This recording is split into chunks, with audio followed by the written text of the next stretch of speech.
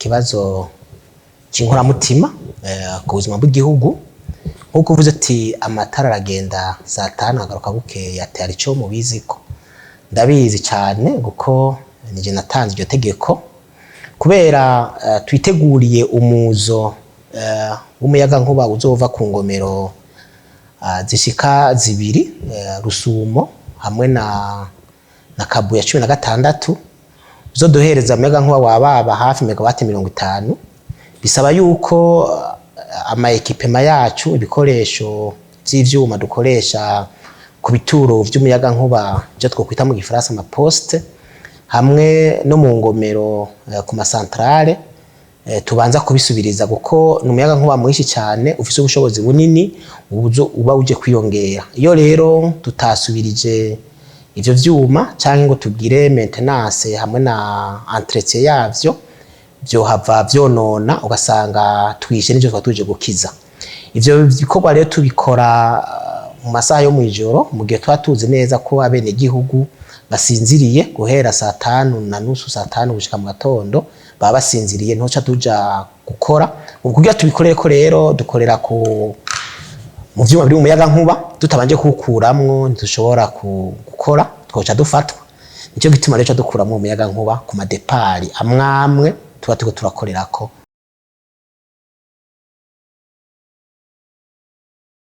Amazi n'ubuzima ico cyambere mubanza kumenya nuko aya mazi two turakoresha ngahi Bujumbura amenshi nk'ibice birenga 80% ahubwo mbere 90% atangwa na Tanganyika.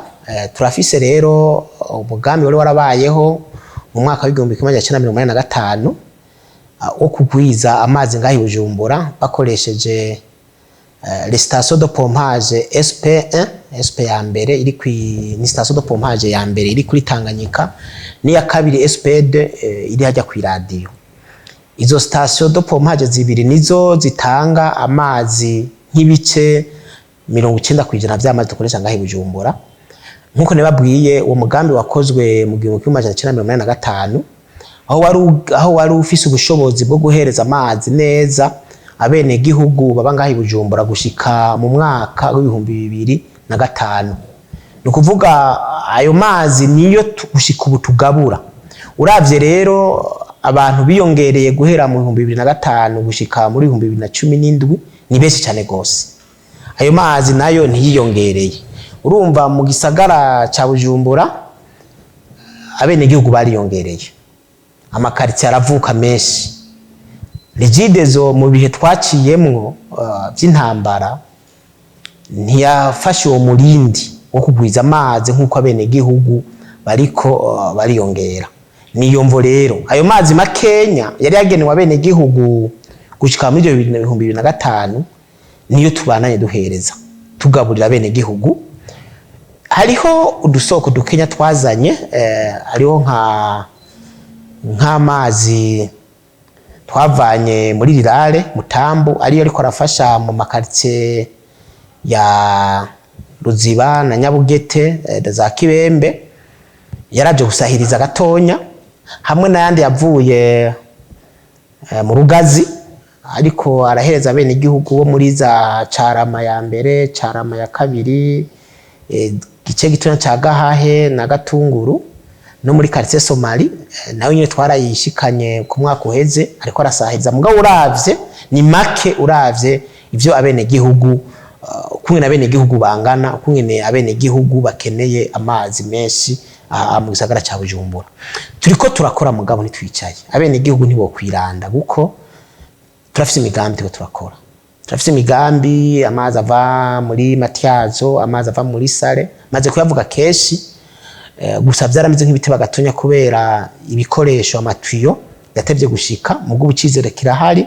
Twaravuganye na izine iri kiradukorera amatuyo bageze mu gice kinini cyo guheza gukora ayo matuyo aho twizeye neza yuko uku kwezi kwa 11 kutazohera ayo matuyo adashitse. Kuvuga ayo matuyo yashitse turocha dukwega amazi ya Matyazo na Isare ahazoza gusahiriza cyane amakartie yo mu burengero no kuvuga za Mirango ya mbere Mirango ya kabiri za Gatunguru Gahahe ukajura na Gihosha nyene tuzoraba tubarahurire ko kuri ayo mazi azoshika akarusho kazoca kaboneka keshi cyane. Si iyo migambi nyene dufise, hariho n'iyandi mazi twokwita amaforage tuzogira aha i Bujumbura hiyo za Ruziba, naho nyene hamwe no hiyo muri za teruja mu Gatumba hari amaforage tuzogira twongereze amazi, twongereze umwimbo w'amazi angaha i Bujumbura.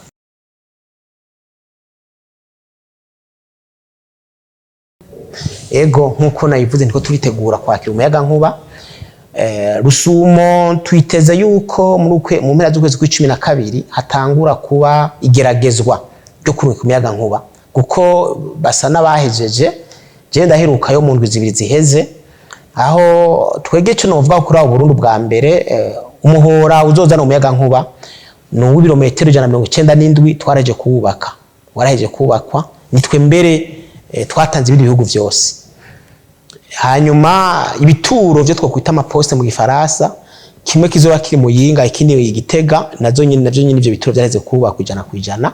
Tugiye kuri gituro centrale principale kiri mu Rwanda kibanza gushikira ko umuyaga nkuvuye mu ngomero, naco nyene cyaraje kubakwa ibikijana ku ijana.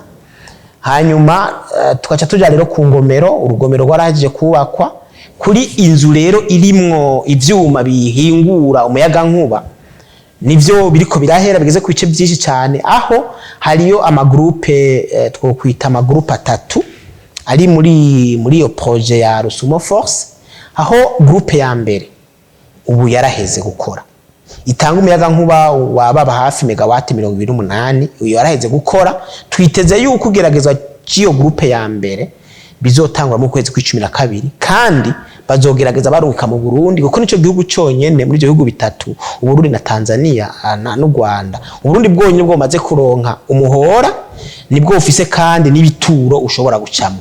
Rero igeragezwa rizobera mu Burundi, aho twiteze neza yuko mu kwezi kwa mbere umuyaga nkuba uva kuri uwo groupe ya mbere uzoburi kuraza mu Burundi, kandi tuzoba tuwisangije kuko nta kindi gihugu gifise umuhora utwara umuyaga nkuba, ibindi biracari nyuma. Hanyuma groupe igira kabiri twiteze ko nayo izogeragezwa mu kwezi kwa mbere kugira guhere. Groupe ya gatatu nayo mu mpera zo kwa kangazo kwa kabiri, aho twiteze neza ko mu kwezi kwa gatatu izo groupe zose kware zitatu zizoba zamaze guhera, ziriko ziratanga umuyaga nkungana na megawati 80. Ico gihe ngira bizohera no kwibindi bihugu vyahejeje, naho bitozoba biraheza kuri twege tuzoba ari sawa, guko umuhora dufise ushobora kwakira megawati 200.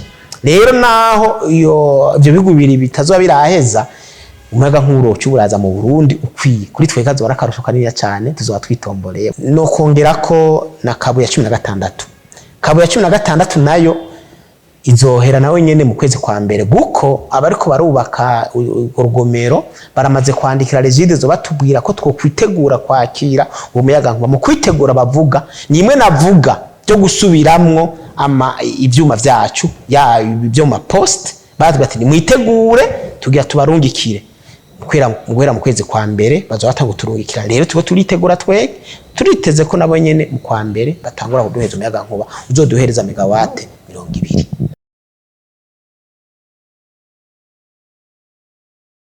Twimigambi tukoma tuyifise muri Regide zo nimyinshi cyane, nkuko wavuze izo ngomero zibiri tuvuze, turabona Jiji Murembwe izotanga megawate zika 50. Turabandanya bigeze kure guko ubu tugeze ku bice 50%. Hanyuma hariho rero no guhereza abene gihugu amazi n'amatara, ivyo turayibandanya.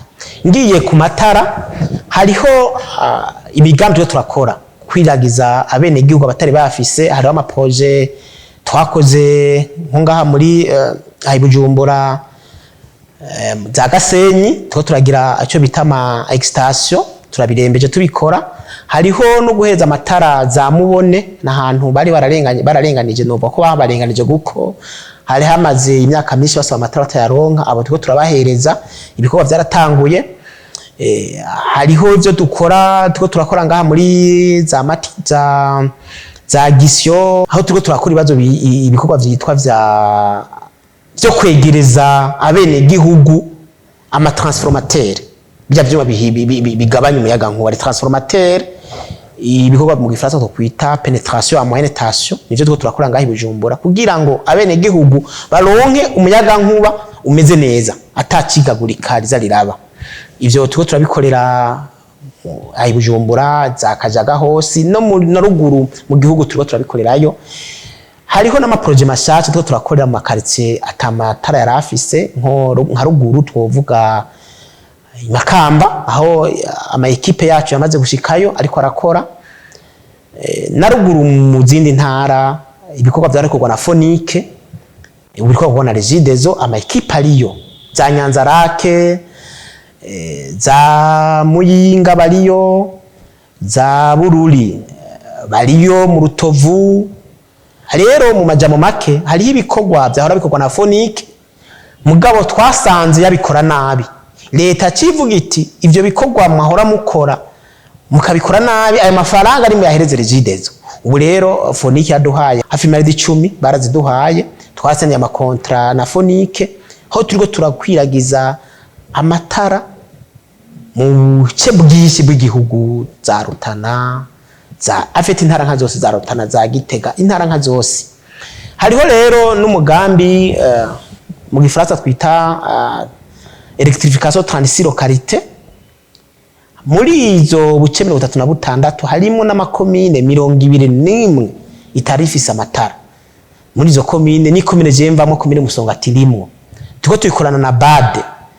Amafaranga yarabonetse baraduhaye, ivyigwa vyaraheze, ubu twarasohoye amadeao international yabazoza kubikora. Aho twiteze neza ko amanalize des offres zoba mu kwicumi mu ntago zo kwicumi za analyse zoba twizeye neza ko mu kwa mbere zo dutanguye ku electrifia izo ubwo buke 36 harimo amakomine 21 atarasanga afise amatara. Ikiryoshe muri uwo mugambi nuko hariho nuko tuzohereza abene gihugu bashika 20 amakontere kuri gusa, niko uwo mugambi uteguwe.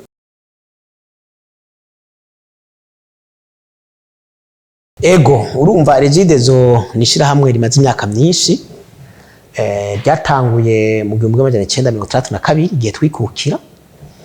Hariho ibikoresho byari twakoresha gushika no bitarasubirizwa. Turafise ibikoresho bishaje cyane cyane nkuko uvuze muri Asiatique no ngaha mu Irohero bica mu kuzimu, icyo twokwita les câbles souterrains. Izo câbles zirashaje.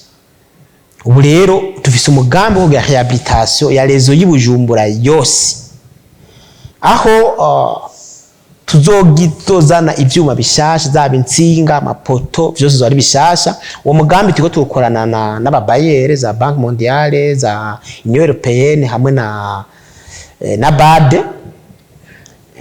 Amafaranga ariko aregeranywa, aho twizeye neza ko mu ntango z'umwaka wirutangure twizeye yuko tuzotangura ibikorwa byo kugira rehabilitation y'ino rezo yacu ya Bujumbura, kuko iki ivyigwa byari bisigaye ni ivyigwa vya étude d'impact environnemental et social. Twaramaze gutanga gutuma ko aboza guhiganirwa kugira ivyo bikorwa. Mu minsi baratangura guhiganwa abaza kugira ivyo vyigwa biheze tutangura gusubiramwo rezo yacu itanga amatara aha i Bujumbura.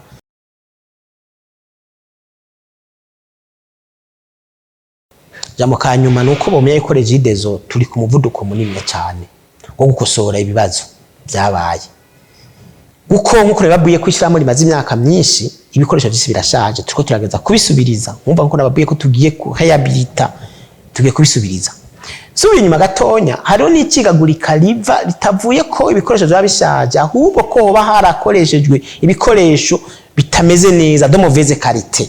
Mu gihe Regideso yabwira bene gihugu nibigurira insinga nibigurira amapoto, baragiye baragura insinga zitari zimeze nabi. Izo rero nizo zikunda kuza ziratwonera, usanga wumva ngo hari hantu ngo insinga ziriko zirasha, amapoto atemba ku munsi atari yabaye traité. Ubu rero turiko turabisubiriza.